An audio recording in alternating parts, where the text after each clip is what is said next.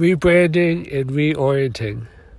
My mom told me that her life was, by analogy, like a tape recorder, tape cassette, and that when she was 30, she turned the tape over to start over again.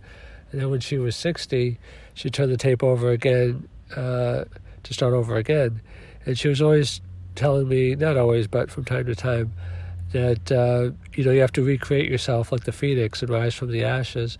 It's interesting with Darwin that he said the survival of the species, the survival of the fittest, is not to the strongest. And some people think it's the most intelligent. No, it's not even the most intelligent. It's the one that's the most adaptable. Although adaptability is probably part of intelligence as well. In life we have to be so flexible because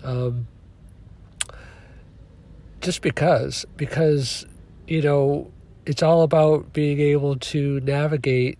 It's kind of like a running back. You can't you can teach like certain things, but you can't teach like how to find the open hole, to zig and to zag. And sometimes in business you have to zig when others are zagging.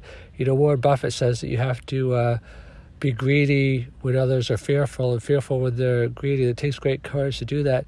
Dan Sullivan talks about the 4 steps of business success or life success, both. The first one is commitment. Unless you're committed to things, you'll just give up and you won't stick through. People want to have confidence and capabilities, but he says that comes afterwards. The commitments have to come first. Then the second part is courage, that you have to be able to see it through with the commitment, even when it's hard and even though you don't know that you're going to be successful. And that's where the courage comes through. Some people might call that faith. So it's according to Dan Sullivan, and he's an amazingly smart guy.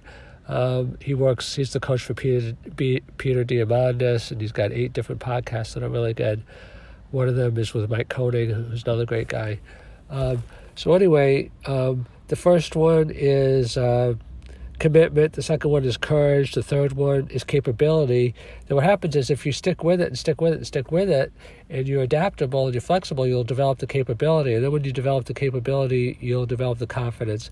But each new thing you try, as Dan Sullivan says, you have to go through those 4 steps. You can't just say, well, I've mastered all these skills, now I don't have to go through the 4 steps.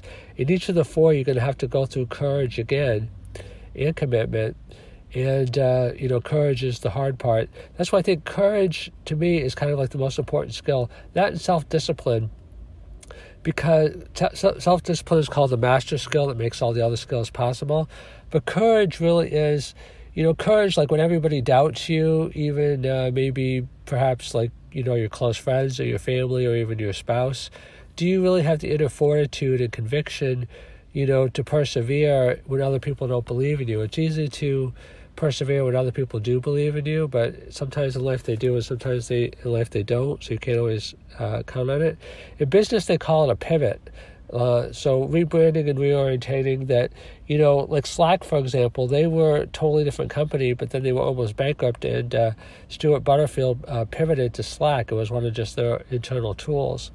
So in life, be glad that you have all these capabilities. Be glad that you have the intelligence or the support or the money or whatever you have. But also realize that you're going to have to be flexible. You're going to have to be adaptable. There's a famous expression that says, necessity is the mother of invention. Really smart people are flexible even before they have to be. I mean, anybody, I guess, can be pretty resourceful when their back is up against the wall and they have no choice. But they're really, it's kind of a cognitive mindset of openness. Like some people are very rigid. They're very smart, but they're very locked into their ideas. The really wisest and most successful people, I think they're always rethinking things. They're always asking themselves better questions. They say it's not the answers you come up with, it's the questions, because better questions lead to better answers. Dan Sullivan taught me that one also, so I have to give props where props are due.